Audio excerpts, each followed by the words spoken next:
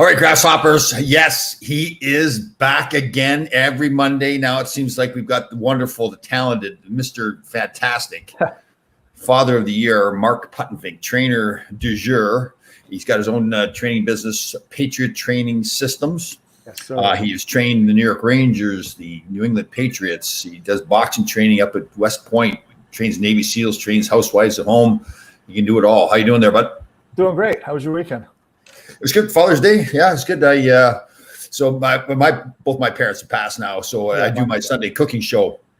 And so I yesterday did it. I usually don't eat a lot of meat, but my mother used to make roast all the time for my father. It seemed like it was Sunday. He loved it. I do remember, it's funny because we were smaller. My mother was cooking like everybody. It kind of evolved. So when we were smaller, she'd cook the roast. There was no pink left in that roast whatsoever. So my father, he just doted on my mother, and we'd sit around the table, and she made fantastic gravy. So we'd be like I said to my father, I said, Dad, I can't eat this. It's like cardboard. It's too well. Put more gravy on it. Put more gravy on it. Because he wanted to protect my mother and everything. So we had the gravy going. My friend of mine said when his wife cooks, it's a religious experience. It's either a burnt offering or a bloody sacrifice. That's funny. My mother did get really good. Like she got to the point, I admire her looking back because she would experiment with things. She wanted to make her own baked beans. Yeah. And the beans they had back then, she didn't know she had to soak them overnight. So she would cook them. They taste great, but it was like gravel, There's no nothing to it. So she learned, and then she was baking her own bread and all that kind of stuff. It was pretty. Yeah, my mom was Italian. She was first generation, and she was a really great cook and great baking, like cookies and cakes. And I used to go to Kenny Danico's every Christmas day for stop by. And they'd have fist fights over who got those cookies when I brought a tray of cookies in. That's right. Yeah, my mother's raspberry tarts too. That was a big thing for her. Funniest story. My mother had passed away like 23 years ago, and I'd taken my sons up there. Obviously, they were younger to visit my father, and we went to the gravesite where my mother was. And she used to make raspberry tarts all the time. She was legendary, and the smell of the raspberries and everything in the house. Well, I was walking ahead of my youngest son, Cody, and she's walking out, and I'm walking by my mother's grave. And I started smelling raspberries. I guess it's the connection to it. And I turned around, looked at him, and he goes, "Are you smelling it?" And then he was smelling at the same time too. So it was I believe it 100%. Yeah, definitely. How was your Father's Day? Good. I actually was beginning to tell you before. So the boys, my guys, Sean and Ty, live in New York City, and Ty works Saturday night. He's a bartender in this Cathedral restaurant, a really popular place. So he didn't get out of there till like 3 a.m. So I let him sleep in. We're gonna actually meet tomorrow. Oh, good. We're going to just kind of change up it, but we're going to meet tomorrow. So yeah, it's good when they're older like that too. If they're busy doing something, it's like, okay, get me tomorrow. And it's a hassle for me to get into the city. It's a hassle for them to get out here. So I understand, but we're gonna meet up tomorrow. And Sean was happy because he got to sit. He's like addicted to golf, so he was right in front of that television watching the U.S. Open yesterday. Yeah, he's got it bad. Right. Did you see the pictures? I was in Brooklyn on Saturday for the Juneteenth celebration. Yeah. That was cool. It was a great experience. Obviously I knew what Juneteenth was, the actual why it was there, but probably like a lot of people, I didn't understand the significance. When you go into a Black community like that and talk to the people and see them celebrate how much pride they have and all. So it was a great experience to go do it. In fact, I got interviewed by Channel 11 News, and they asked me, "What does it mean to you?" And thank God they asked me near the end of the day, because I got to spend time talking to people like that. It really, because I think going into the event, I didn't have the same opinion as I did coming out of it. So it's great. I had no knowledge that this was something they've been celebrating for a long time. Yeah. I thought it was just something that is current.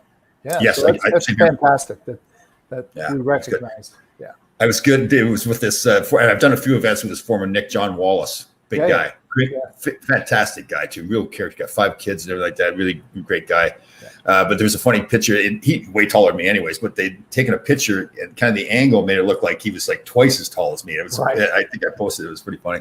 Funny because I just ran into my buddy Jeff. I think I was talking to you last week about Jeff Remo, my buddy who played ball and he was a great athlete. But I was in his wedding party, and they were all football players. So when you see the wedding picture, it goes like this, and then there's. That's good. Good stuff. All right, we got an interesting topic today we want to talk about, and I love it. You coach a lot, and I've coached a lot too, and it's a great topic. Pertain to all youth sports, kids, and parents and coaches and everything. And then it's the decision to be one sport athlete the decision to be either a one sport athlete or a multi-sport athlete. So maybe it's not a decision; it's just something that evolves. And I'm with you. To me, I bet you I know where you're going to come down on this one, and I think I'm on the same side. And I go old school, where I grew up in Canada. We played box lacrosse during the summer. They would take the ice out of the hockey rink. We played lacrosse on the cement floor, and then we'd play hockey. So the two would overlap, but it was never like once I hung my skates up. Sometimes I'd go to a hockey camp maybe during the summer for a week or two, but typically I was not playing hockey year round. I was very fortunate to play with players like Phil Esposito, Larry Robinson, Wayne Gretzky, all these great players. And we would always sit around and have that discussion about the same thing, that it's just, it never was a sport that we played all. We loved hockey. It was our life, obviously, but we never played just one sport. And I think it really benefited everybody too, because we got to use other muscle groups, use your mind differently, and get away from the game. So I'll let you go, but I know you're. You're 100% on point. I think the paradigm shifted here in North America when hockey became a business, or all sports in general became a business. Whether it's hockey, whether it's soccer, lax, or whatever it may be, it became a business. I think the only sport that it has not become a business, because you play high school football, that's it. There's no travel program. You're not playing football year round. But all the other sports, including baseball, seem to be basketball, that there's this paradigm shift where we get to this thinking that more is better. And, it was accentuated when Malcolm Gladwell wrote the book, The Outliers, and he said it's 10,000 hours of practice to reach that mastery of a skill set, in particular, if you're looking at sports. Here's where that's kind of like a false narrative. Let's start by saying one thing. 10,000 hours is a number. Is it quality? Yeah. Quantity? Now, tell them, I could practice trying to dunk a basketball for 100,000 hours. It's not going to happen. Yep. So that's the first thing. We have to have reality in terms of what is possible and not possible. And when we look at multi-sports, or athletes that competed in multi-sports as opposed to a single sport, I'll give you some quick numbers. 71% of Division I football players played multi-sports. In fact, I read where Urban Meyer said out of 47 recruits, 42 played multi-sports, only 5 played football only. Yep. And the benefits of playing multi-sports are many. First of all, less burnout. I mean, you and I spoke this before. When kids walk into a rink, sometimes they may just go, I can't believe I'm back in here. When it gets to that point, you've lost them, right? Yeah. You lost them. And here's another factor that there seems to be the average age kids quit sports, particularly in hockey, because that's our wheelhouse, and I've studied that extensively, is age 12. Oh, is that right? Well, yeah. Well. Because they're stressed out, they're burned out, they don't want to play it. It's not fun. It's become a job. And a 12-year-old shouldn't have a job. Right. And the sad thing, too, is, and listen, there's so many great coaches out there that don't, some of them get paid, some of them don't get paid. But even if they're getting paid, they're not getting paid like a professional, like $200,000 a year. So they do fantastic things. Hopefully, they're shaping the kids as people, not just as athletes. Yeah. But what also has happened, too, and I know you know this, that so they're getting paid. They're getting paid to coach kids individually, to coach teams. So obviously, the more they're coaching, the more they're getting paid, right? And it doesn't mean they're bad people. So now that's, like you're saying, now it's developed into that 12-month out of the year sport as opposed to a 6 or 7 month because of the coaches. Like you said, it's a business now. And these coaches get paid based on the success of the team, because it's really hard to judge, okay, how good is this coach at developing young people, getting them to be better all the time. So it does turn into that business. And then the other part of it is, too, if everybody else is going 12 months out of the year, they show up to camps now to be evaluated, to be selected on a team. If your son or daughter is not skated all summer long, and now all of a sudden they're getting on the ice, they're behind everybody else, therefore they don't make the team. And the view is their development gets stunted. I don't think the development gets stunted, because again, in a month or two, they're going to be right up there with everybody else too. So that's the hard part. That's the hard part for the parents. Hold on one sec. That's the hard part for the parents to understand. That listen, absolutely. Don't get hung up in all that. Let your son or daughter be that. Just enjoy the sport, because you probably got the numbers in front of you, but the number of kids that actually ever end up going either to college on a scholarship or hopefully to play pro. What is the percentage? Like 1%? About 0.01. Yeah. Or less. And you know what? Here's what I tell parents too: is that no, when we talk all these, like I say, so what are you doing this summer? Oh, I'm doing this camp. I'm doing this tournament. I'm doing this tournament. I'm doing that tournament. Why are you doing so many tournaments? Well, exposure. So it works both ways. You can be exposed. Yeah. Right. And the other thing, I don't know about you. I'm sure you haven't. I've never seen a kid get a scholarship offer at a Pee Wee Bantam. I know. Yeah. True. Yeah. So it gets a little bit crazy. Here's a number. And again, you know what? Numbers are good, but they're not the final arbiter, but they are illustrative. And 90%, this is a big number, 90% of first-round draft choices in the NFL were multi-sport players. And the reason is, Tom, as you know, like there's crossover, right? Yes. So my son Sean Box, which is tremendous amount of eye-hand coordination, and even when he was little, I could rip it from the blue line. He was able to redirect because he had really good eye-hand coordination. So there's a crossover effect. Yeah. The crossover effect also may occur in conditioning. Like I tell hockey players, play basketball. Get a couple buddies, play 3-on-3 basketball. So it's wind sprints and wind sprints. You don't even realize you're doing it because you're having fun playing ball. And doesn't matter if you're good or not. It's a great workout. Yeah. And so there's that crossover. You're playing 3-on-3 basketball in the summertime. Yeah. Is it hockey? No, but the conditioning definitely is very similar to what you're going to need to do on the ice. Yeah, definitely. The other thing is too, it doesn't necessarily have to be another sport either. Just another passion that you have. I was coaching young kids, coaching with John Tonelli. I've coached a bunch of U14s and really top young kids, really great kids too, really dedicated and everything. And we had one of the best players on the team. I believe he played the cello, like at a really high level. Oh, okay, yeah. And I thought back to myself, when I played, even when I was an agent too, when we saw a young boy on the ice or a girl on the ice that was a really intelligent kid, you always thought, they're not going to be a player. They're too smart, right? They're going to overthink it. I think that's really changed now too, right? Where somebody else is like you want to be a well-rounded person. You want to be a good student because, I think now team, for the individual, you can't play hockey forever, even if you do make it to the National Hockey League. And the teams now want these more well-rounded people that can think for themselves. Like, it wasn't like that before. It's really changed. And I'm glad it's changed too. So the music thing is pretty interesting because, these are just anecdotal. This is my own observation. I played the piano as a kid. So you're working both hands, but you're working, the left hand's doing basically the bass and the rhythm, and the right hand's doing melody and the bridging. You are listen to you. I didn't know you were a piano player. Wow, good job. Actually did. I was doing not concerts, but I like classical, so I played I learned it as a kid, and then I got away from it because I was like, I want to be a guy. Yeah. And then in high school, I said, "Oh, chicks really like music, huh?" So I started playing the piano again, and I really fell back in love with it. And That's cool. That's great. Music. I really wanted to go to school for music, and was prepared to go. And then I got diagnosed with LOT disease, which is just horrific, and lack of talent. Oh. I was feeling bad for you. Yeah.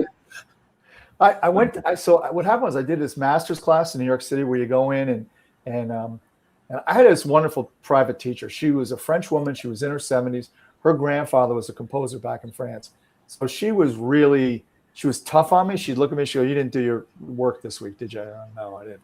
But anyhow, so she took me to New York for a master class.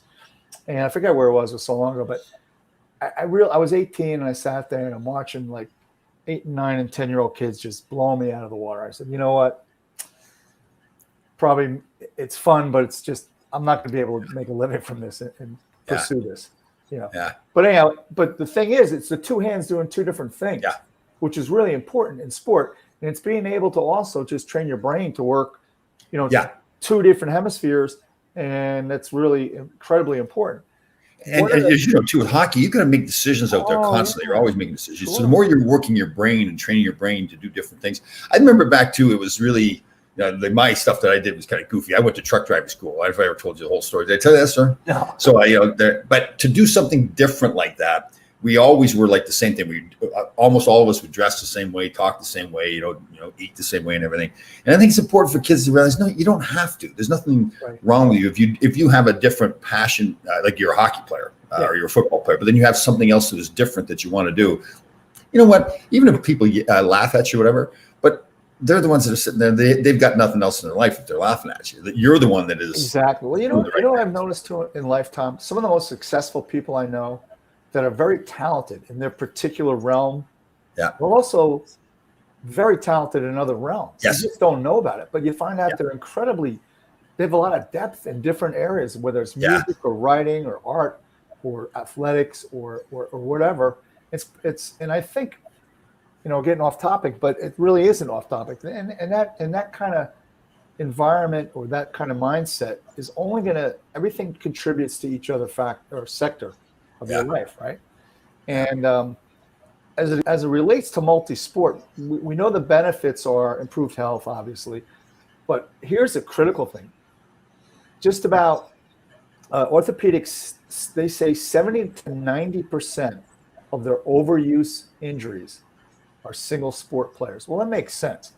If I'm hitting 1,000 tennis serves a day, I'm going to get tennis elbow. Yeah. Right? Because it's a cyclical, repetitive thing. So there's the decreased injury rates. In fact, I think the number is on major injuries is something like almost double. So if you're a single sport player, it's half, or I should say, multi-sport player is half of what single players get in a major injury. It's that, and it also, I think you agree, improves your athletic performance overall. Oh, totally. Yeah. Well, and you talk about like one of the biggest things you got to have to be successful at anything you do is a passion for it, right? You've got to be passionate about it. Yeah. And I really think, you get away. So hockey was my sport. Hockey's your sport. You hang up the skates during the summer. You can't wait to get back at it again when it starts again. Right. You're passionate about playing. You're excited. You're back with your buddies. I remember even as a pro, I mean, I love my family to death, but during the summer, you go from being with the hockey guys pretty much all during the hockey season. And then now during the summer, you're with your family and you can't wait to get back to training again. I mean, you love your family to death, but you miss your buddies, right? All your life, you've been on a team all the time. And part of that team is the camaraderie that you have and everything. So, the box lacrosse, I had a junior team that Bruce Driver and I ran in 2003, I think it was. We had a kid out of Burnaby, British Columbia, Dave Stewart. And we had his brother was a goaltender. He ended up playing at Western Michigan for long. Yeah. And then from there, he got drafted, I think, by Philly and played for the Phantoms for a while. But anyway, Dave Stewart, his brother, was one of those kids just with really nice hands. Like, I think we started playing in September. By November, he was up to like 25 goals already. I mean, he was a really talented kid. But he played box lacrosse every summer. So you can see, and he'd score like 40 goals in 8 games or something ridiculous. But Stewie could just, there was that, you have to say that the nice hands came from doing the box lacrosse. Also. It's true. Yeah, very true. I think one of the interesting things they found about multi-sport players too, academically, they're stronger.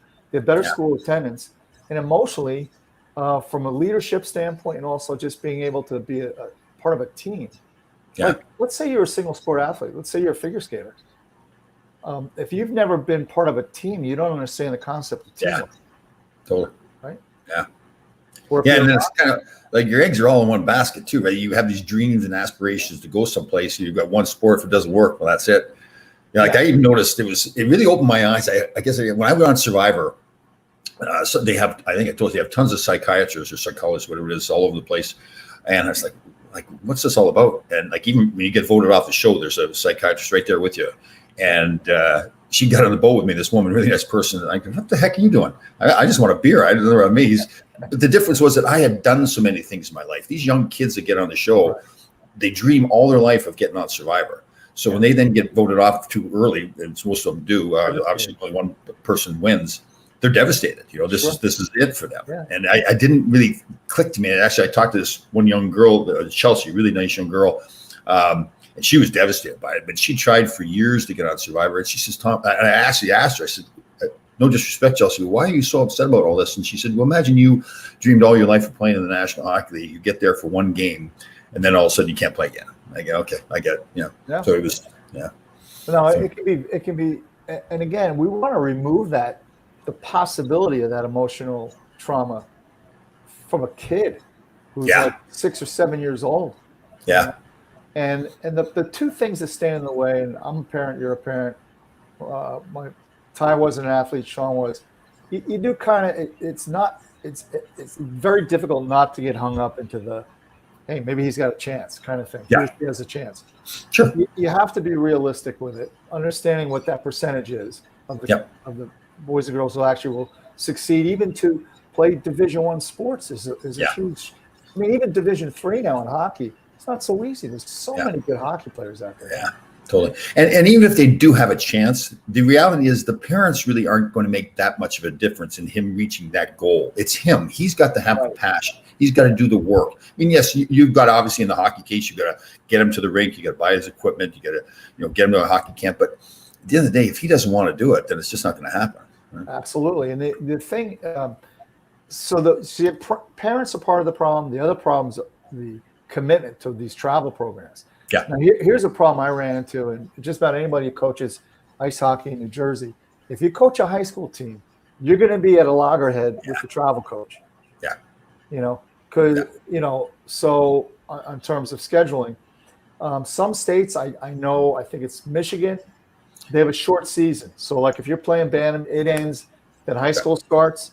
When high school ends, then you play the second half of Connecticut is the same way here. You can't play both. Yeah. So to me, that makes so much more sense. Yeah. So it really does. Yeah. It gets rid of the conflict entirely, right? Yeah. Oh, yeah. And the other thing that really bothers me is when I hear of 2 games in one day.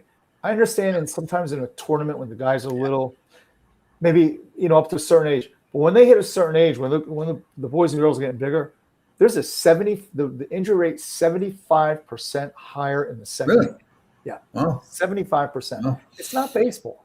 And the other thing is too, why are we driving all hours and hours to games? To me, that's another thing that the kids get burnt out about. Like the kid goes to school all week long, then he's got to get up on Saturday morning when he wants to sleep in and drive 3 hours to someplace to play a game, and then come back home again for another 3 hours. Well, here's even better. I've taken teams on tournaments like up in Mass or wherever, and then you get there, you're playing the same guys that you're playing in Jersey. I know. They're in your pool. What's the point? Yeah, it's true. It is great to go to the tournaments. Like we used to go to Lake Placid all the time when my kids were playing. It was a great. And that was fantastic. But it's something special. Yeah, it's special. It's where the Olympics were. Of Lake Placid. Yeah, that was fun. We did that every year. Yeah. Like to drive 8 hours or whatever it is up to Buffalo to play in a tournament. Well, yeah. There's no reason to go to Buffalo. Sorry, Buffalo. It really isn't. I didn't say that. Mark said that. That's not fair at all. No, I'm with you. Yeah, I get it. But you and I think we've had this discussion before too. You understand the parents' point of view. They love their kids the best. They're fantastic. They want the best for them. So they believe they've got to do the most for them. To me, and I know you agree, the best thing you could do for your son is to take him to the rink and sit in the car and let him do it. Right. So present the opportunity. Yeah. And even with that, I think there's constructive things that can be done. So with Sean, if he didn't do his homework or he wasn't a good citizen in the house, even if I was coaching a team, he wasn't going to practice. Yep.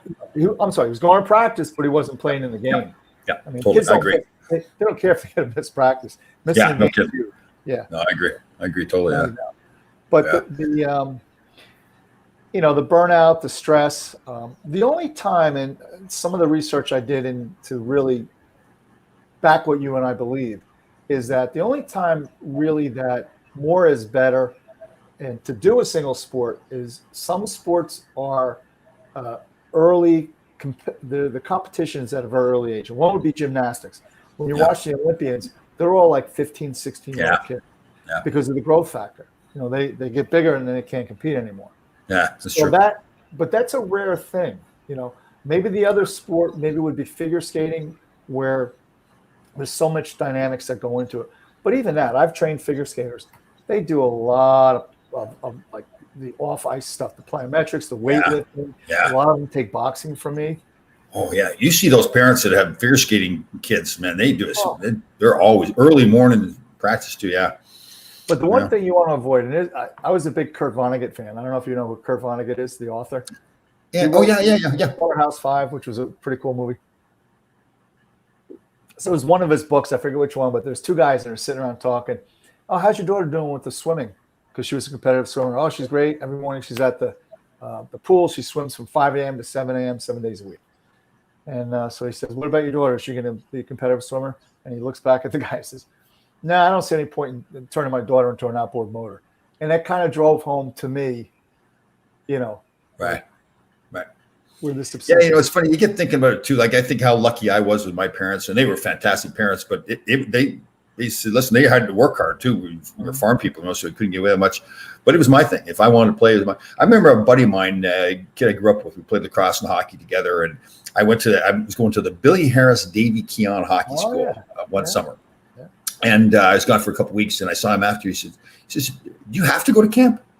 And I honestly couldn't even comprehend what the question was, because my parents never put pressure on me to go. It was me more begging them, because we didn't have much money. They had to pay for it and everything, Yeah. So when he asked me that, it really just didn't sink in. And I thought about it. I don't know why it dawned on me. I've thought about that a few times over the years, that I was so lucky with that, because I went to the camp because I wanted to be at the camp, not because my parents were sending me there. So, well, see, that's part of the conundrum too with the whole travel programs now.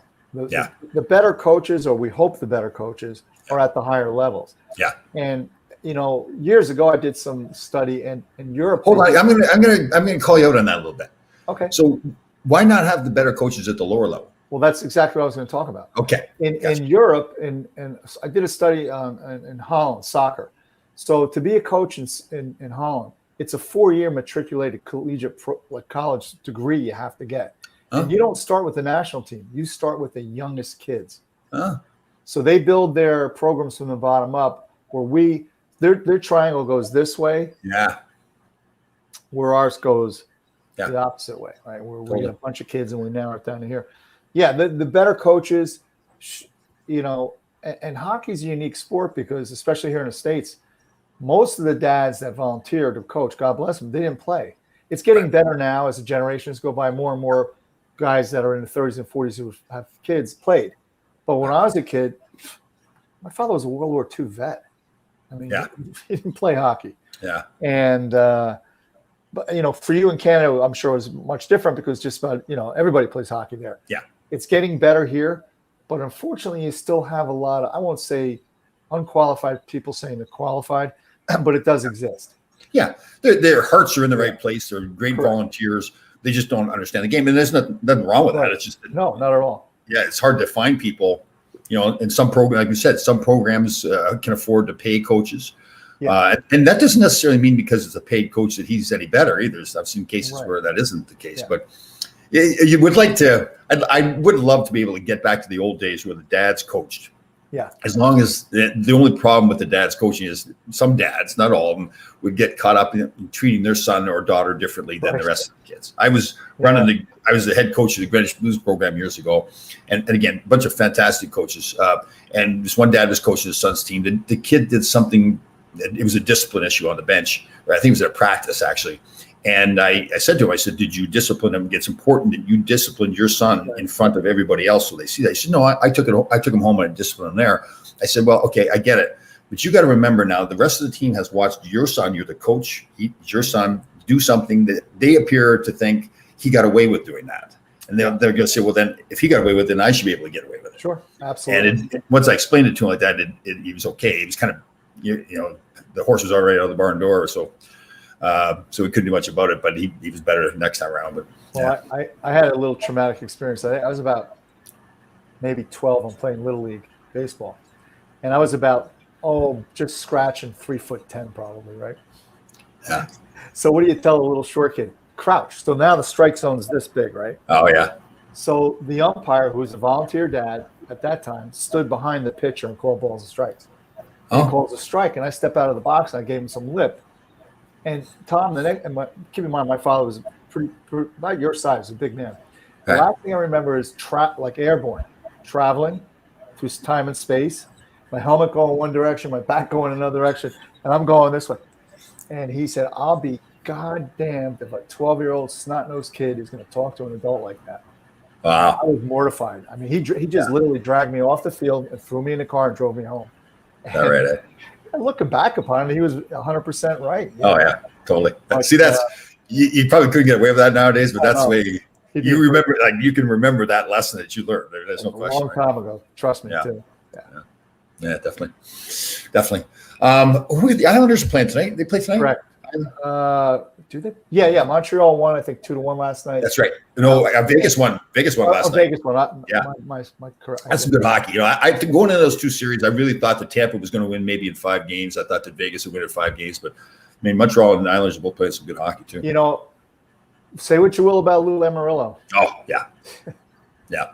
Well, we talk so much about culture being so important, you know. So it's Lou Lamoriello, Barry Trotz, you know, Matt Martin plays a big role in the culture there. You know, as Matt Martin was with Lou up in Toronto. Lou came down to the Islanders, brought Matt Martin back. And it's the same thing. Just the culture in Montreal is so important too. You look at Carey Price. He tells stories about Shea Weber. I was listening to the radio the other day, and you know, when you get turned pro, as you know, is all these trainers, right? And they're packing the bags and carrying the bags and everything. And Shea Weber, when he went into Montreal, he told everybody, he says, no, you're going to carry your own bag to the bus. You know, the trainer's got enough to do. Yeah. You know, like making it so that you're accountable, that you're not the spoiled kid that's entitled and everything like that. Little stuff like that is so important to the culture of the team. And I think that's why you look at those two teams, Montreal and the Islanders, they're probably not they are not as talented as Vegas and Tampa, but they're hanging in there with them, in some cases playing better than them because of the culture that they have there too. So I like, the kid, what's his name? Josh Anderson on Montreal. Yeah, big kid they got from Columbus. Oh man, can he fly? He's got great hands. You can't wonder Columbus. I mean, no disrespect to Ty Domi's son Max, but they traded Max Domi for him, and he was a healthy scratch sometimes too. But I think the knock on this kid is he can turn it off too. Like he's you know, he'll 20-game stretch, and then all of a sudden he just disappears. Yeah, but don't you think too? Like we talked about Chris Kreider in that category too, and at some point you have to get to a point and say, okay, let's not look at the bad things about this kid. Correct. What are the good things that he does? You know, so and both those players are pretty good examples. Like both big kids. Kreider's case probably a better skater. You know, gets shots. And they seem like Kreider to me is a very dedicated professional player and everything like that. So you say to yourself, here's all the good things. Now, you'd like him to do more. And we'd like all players to do more, right? Every player should do more. So you say to yourself, can we accept him the way he is? And if we can't accept him the way he is, then let's not dwell on what he's not doing for us, right? I mean, that's right. Yeah. And I think it's even tougher when the fans see a Chris Kreider all the time. You know, it's easier to criticize him. You know, it's one of those things. He's pretty much been the face of the team for a while because he's the only one left from all those guys. And I think that's where the culture, that's where like a Lou Lamoriello, I won't name the player, but he's a friend of mine, and he was a fourth liner, tough guy, and he came back to New Jersey to try and get into a camp. Or Lou brought him in, and he wanted 29, the number 29, and Lou said, "It's not your number this year, but I want 29." I said, "It's not the name of the number; it's the crest on the front of the jersey," and kept walking. And he should have known better. If he didn't do his homework on Lou, I mean, everybody knows who it is. I love this guy, but he's not a Mensa member. Let's put it that way. Yeah. Okay. I'll tell you off who it is, but yeah, I think you've told me about it before, yeah. But anyhow, yeah. So I mean, and that's so true. I mean, and that's like if we kind of look at our exposure to Navy SEALs, as limited as it is, there's a culture that runs through it, and it's so important that culture remains strong because it's not a game for those guys.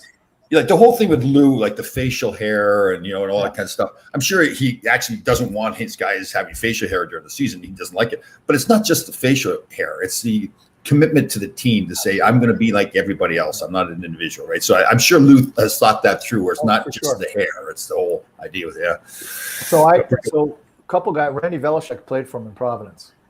Providence College. And Randy told me that, like, Lou knew you cut class before you did. Oh. And you met Lou at 5 a.m., no pucks, and you just, Lou and you and yourself skated. And I know when Kenny Danico was coming back from an injury, so to speak, he and I met every morning, 5 a.m. skate. It's Kenny and I. Robbie Fatorik would leave Mike Vaseline, the strength coach at the time, a list of things he wanted Kenny and I to do on the ice. And Kenny, the only one time we did this 8 weeks straight every day. Only one time that Kenny kind of overslept. He made it on time, but it was a mad rush to get there. And I guess he called Lou, and Lou was. I was so afraid we were going to wake him up, and Lou was wide awake. You know, like 4:30 a.m. But that's Lou. Yeah. Those are the kind of people that are very interesting to me because their success just follows them wherever they go. Yeah. But their habits don't change. Right.